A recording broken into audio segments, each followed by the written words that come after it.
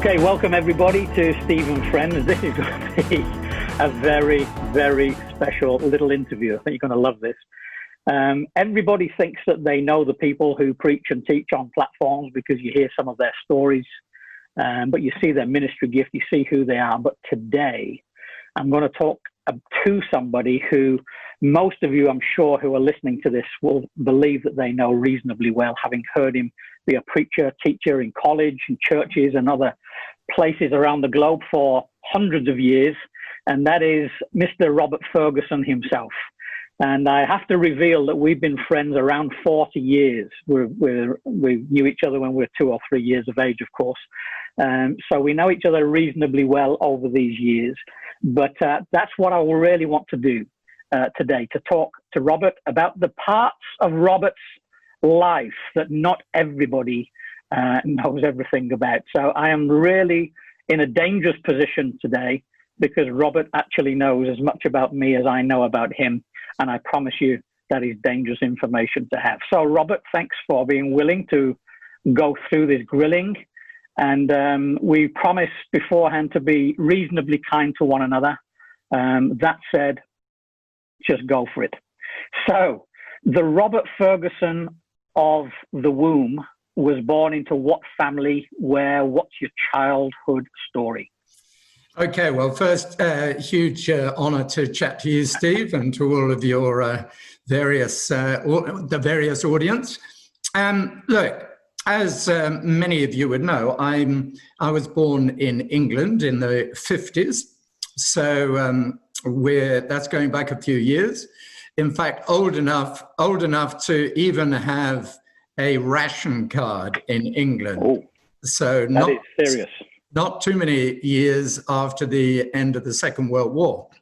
So I was brought up in the south of England in a farming community and in, to be honest, a very blessed, very wealthy situation. So I've had an immensely privileged background. Wealthy family, blessed family, went to exclusive private schools. So there is nothing that I could have complained about in terms of my background. So I grew up in Manchester, in Moss Side, which is the roughest part of Manchester. So you would have been called back then by people in my neck of the woods, the aristocracy. Is that a term that you would fight against? I wouldn't put myself in that bracket at all, but it has to be said, in England, the north and south divide is huge.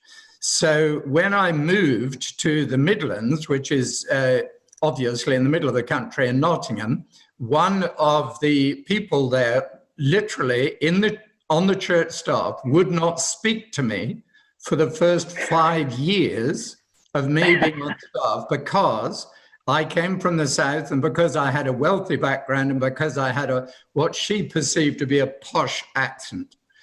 Yes. So you and I, Steve, came from very, very different backgrounds. The commonality is we were both born in England. After that, it kind of went a little bit of a different direction. Yeah. So I would say that you have a posh accent. I would, because you've heard my accent. So it's all relative, I guess.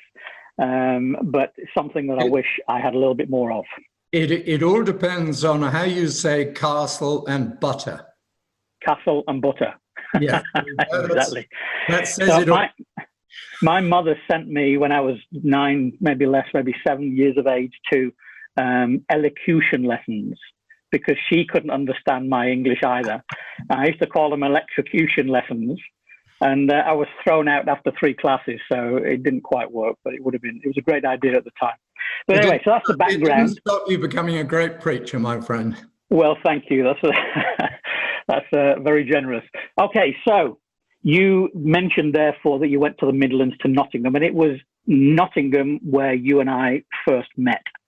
So that, I'm guessing, would have been, you're a lot better at dates than I am, 1980 or 79 or something around that period. What were you doing in Nottingham at that time? Okay, so I left the south, the farm, and I went to university in Nottingham to study zoology. My plan was to be a conservationist. I was more interested in animals than people. And so I went to do a degree in zoology, where I met my wife, and we got married in 1976. And then we joined a Pentecostal church there. And it was in that church from 1974 onwards where I became a Christian, I became a Christian at university, but where I was called into the ministry, and that was the beginning of my ministry. So I was in this church, this Pentecostal church in Nottingham from 1974 through to 1990. 16 years in Nottingham. And in 78, we started an evangelistic team, and we started preaching the gospel in a large circus tent that we traveled around England. We had absolutely no idea what we were doing.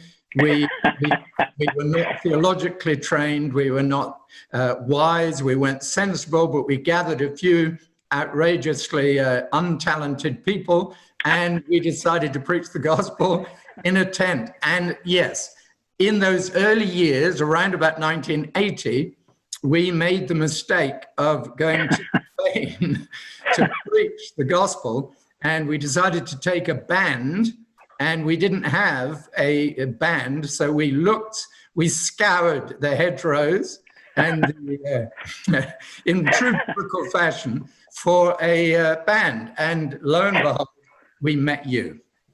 That's right. I could hardly classify myself as a musician. I was told that there was my calling was really to Spain, and that was kind of the focus and the prayer, and this opportunity came. And it was more like, well, we only need a bass guitarist who can maybe sing a little bit, who can preach to young people. Is that you? And I said, yes. Now, I've never played a bass guitar in my life, but I figured I had 2 weeks to work it out. So I emptied my bank account of £200, bought a Fender Jazz, and became a bass guitarist 2 weeks later, and a very average one at best. But that's where our lives first connected. Before going to Spain, just tell us any story that you remember, Hastings or any of those sorts of places we went to with the famous tent, that were remarkable stories, because we had some amazing experiences in the UK before we went to Spain with that tent. Well, in 1978, we went to Manchester, your hometown, and we pitched the tent on an old park called Miles Platting, I remember. Oh, yeah. And we actually saw hundreds of people become Christians. And we saw some remarkable miracles, including people who were blind, seeing. But I don't know if you remember, we had a fairly outspoken evangelist, and he was praying for a blind person at the back of our evangelistic tent. And he prayed for him, and he used to shout a lot. I'm not naming names here. He used to shout a lot, and he shouted, "In the name of Jesus, be healed." And instantly, the person, something fell off the person's eyes. He was completely healed and shouted, I can see, I can see. To which the evangelist said, "You can't, can you?" So that was faith, of course. That was the level of our faith. Yeah. We didn't really expect God to move, and yet miraculously He did, and hundreds got saved, and fantastic things happened. What about that one in Hastings when people were climbing up onto the tent? It was the center of the paranormal in the UK or something crazy like that. We met up with some real opposition, hey? Yeah, we were in the 70s. It was very much an era where the supernatural was both good and bad, was very evident. And whenever you sort of pitched a tent to preach the gospel or started a service to preach the gospel, you were met with immense opposition. And we had all manner of people from various backgrounds trying to stop us. But to be honest, it didn't stop what God was doing. Again, I remember one amazing story that I've never forgotten. Someone came into the tent absolutely desperate. If you remember, we used to leave the tent overnight, and people used to attack the tent. And one of us, because we didn't have any money, looked after the tent during the night. And it was my turn. And we wandered around. It was a good thing we did, because I remember one morning finding a tramp washing his face in our tea urn, if you remember, that he'd been doing every morning, and from which we'd been serving every day. Partaking. But anyway, this boy, 18-year-old, walked in absolutely desperate at the end of his tether, at the end of his life.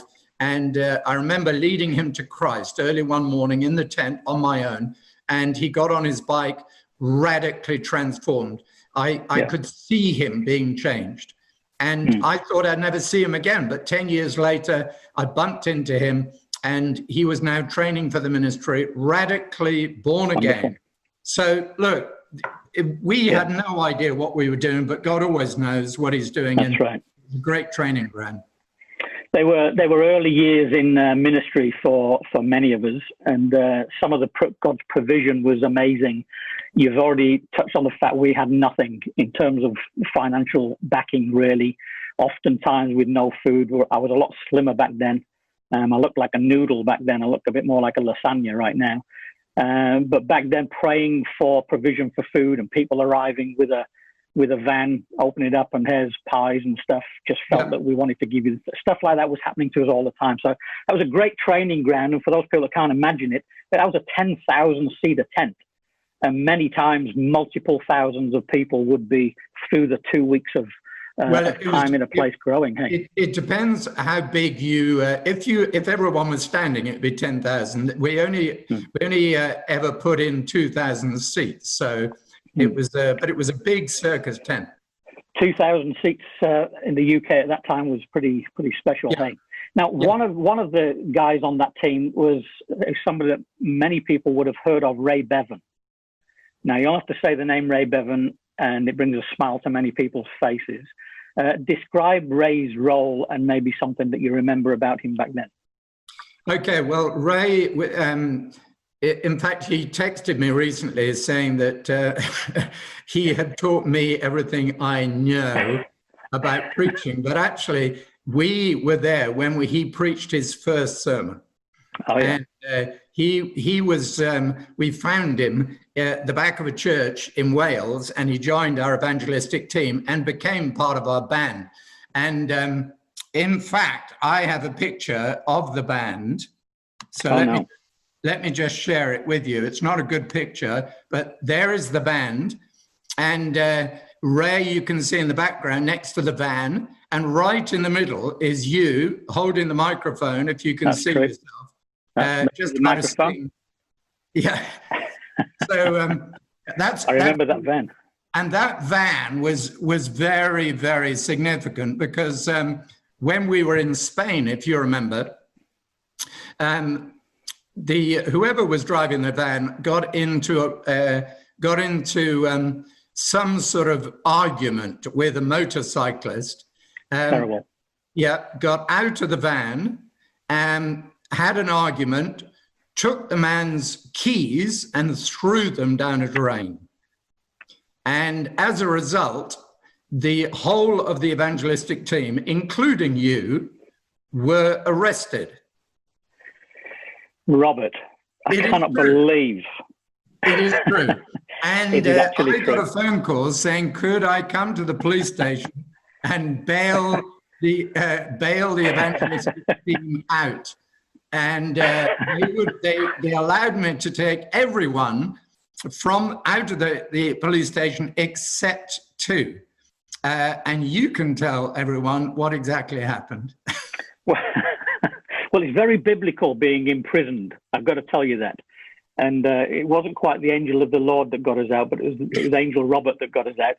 So we had to face the magistrate's court early in the morning and face up. The gentleman who was the owner of the motorbike, who was highly intoxicated, I may add, the night before, failed all breathalyzer tests. So they threw out his accusations, and we managed to get through the magistrate's court scenario. And it was Mr. Robert Fergusson, I have to say, who was the one that made freedom a possibility, for which we will be eternally grateful. So thank you. So I have bailed you out of prison, and you have gone to prison on behalf of someone else.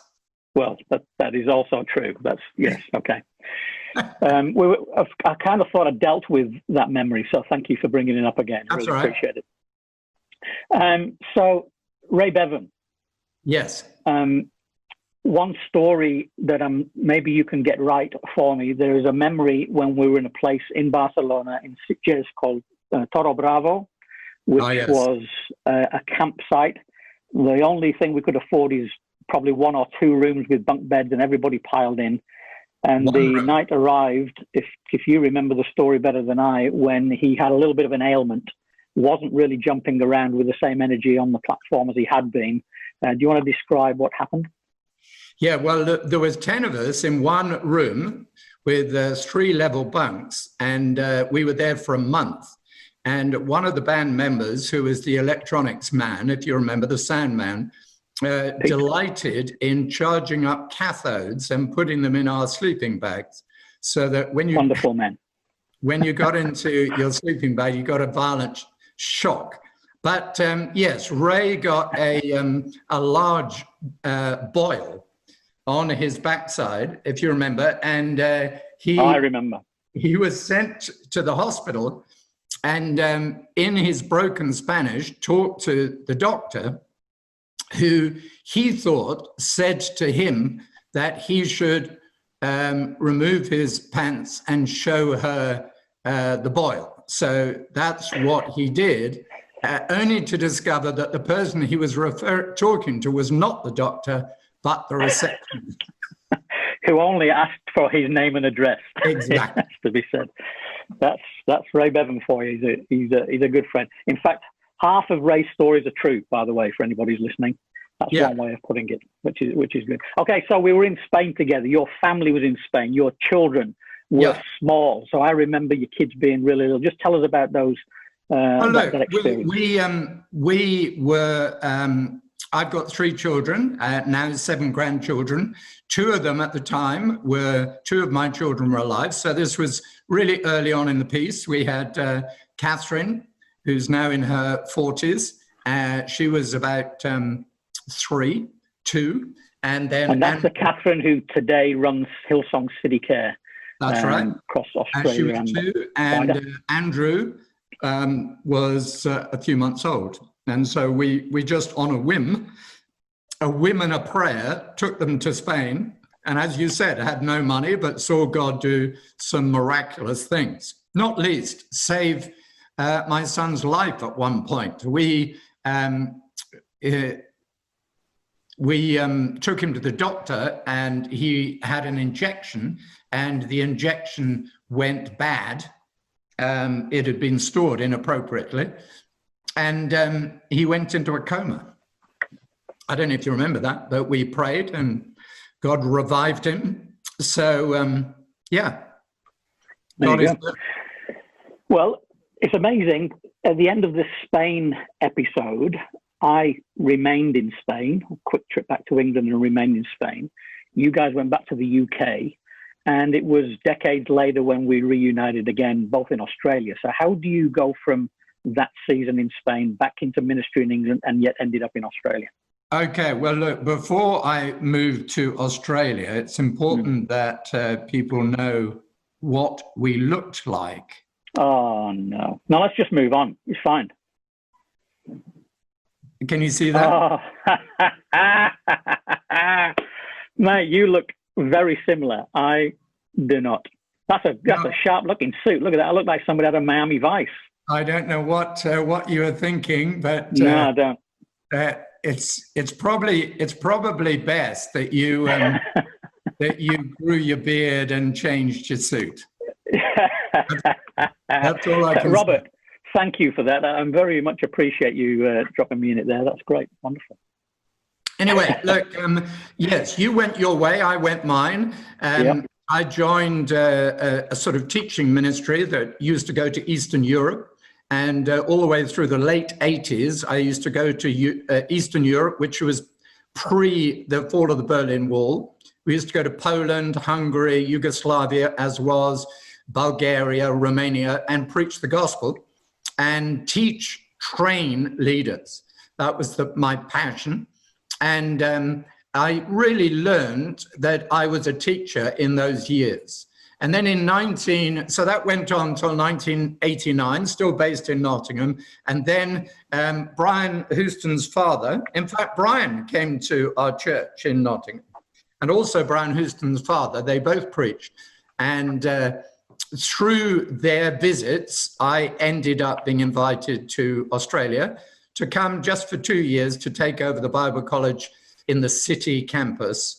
That is now the city campus, and that's what I did. That was in 1990s. So, yeah, I literally planned to come for 2 years, and here we are, 30 years. That's right. So in the 90s, that's when Joyce and I were in Spain and moved. No, we're in the 80s in Spain, 90s in the UK. You were in Australia. We moved to Australia end of 2003. The first thing that I really wanted to do in Australia was go to Hillsong Conference. Having been to Hillsong London on one occasion, that was my only connection, but really wanted to go, knew that you were part of that world. And you were kind enough when we went to Sydney to have give it a bit of time and had some food or a coffee or something. And we caught up for the first time, therefore, in, I don't know, 15, 20 years or something. And yet here we are on the same team, because that time in Australia ended up, this is another intervention of the Fergusson household, that when things transpired in Brisbane and we became temporarily the caretaker leaders, your daughter Catherine was there on a visit and chatted to us and said, I'm sure my dad would love to chat with you with all the latest. And so we were thrown together again. And lo and behold, that church became part of the Hillsong world. We became part of the same team. And it was nice to be around friends again, I've got to tell you, in Australia. So it's been an incredible now 16 years in Australia, but 11 years with you guys at Hillsong. Lots of God incidents, because my daughter married someone whose parents were in Mount Gravatt. So you were their pastors, and that's how we ended up working together, or part of it. Right. So we often greet one another either in Spanish or Spanish with a few phrases like colleagues in the gospel and all that old school stuff, which is very cool because it's actually very true. So one of our great joys is not only knowing you and the family, but obviously serving with you as well. I'll tell you what, for people to get an insight, your wife is a gem. Now, I know that, and people in Sydney and possibly in England would know that. Not everybody, let's say around Queensland, Northern Territory, have had the chance to meet them. Can you describe your wife to everybody? Look, incredibly difficult to describe someone in such a brief period of time. She is a lover of Jesus. I think that is probably the best thing one can say about her. When she teaches in the Bible College, people write to her and write to me and say, the thing that they love about my wife is that she loves Jesus, always points people to Jesus, will often burst into tears when talking about Jesus. That has always been her strength. And she is amazingly consistent. She had a very challenging, many challenging things happen in her life that would have caused lesser people to fall to bits, but she has found immense wholeness in Christ, and she loves the Bible. She's an amazing mother and an amazing grandmother, and she's just a great person to know as both a friend and a partner. That's wonderful, because you can't try and get to know Robert without understanding that there is a wonderful lady by his side, by your side. Now, just to kind of start moving towards concluding here, we're in this COVID season of pandemic globally. Now, before just mentioning anything to do with that on a serious nature, I have noticed that you have avoided being on social media for as long as I have known you. Famous for that, people wind you up because of that. But now we notice Robert Fergusson on Instagram and so on. Is it the season that has caused you to change your well-held views on social media? What were those views and what's changed? Okay, look, this is a bit of a confession. I haven't actually changed in the sense that I don't have social media on my phone. So I'm not caught up with social media, but some of you may know that I've written a book on preaching, which is being released in October, and it's being released by the church. And as a result, our team said, could you please go on social media because we were going to release the book during the conference and now we can't. And therefore, could you go on social media so that we can release talk about the book?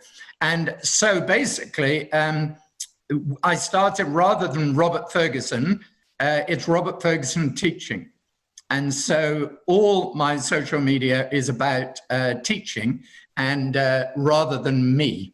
So in a sense, I'm not on Instagram, but I am on Instagram. The content is mine. The content is yours. So that's revelation. That's good to know. Good information, because it seemed like a big turnaround in your life right there, but I understand completely. And just going back to the COVID season itself, how are you getting on? What are the wins and what are the challenges? Very quickly. Very quickly, to be honest, I see crises as opportunities rather than threats. So as soon as this crisis happened, I looked for opportunities.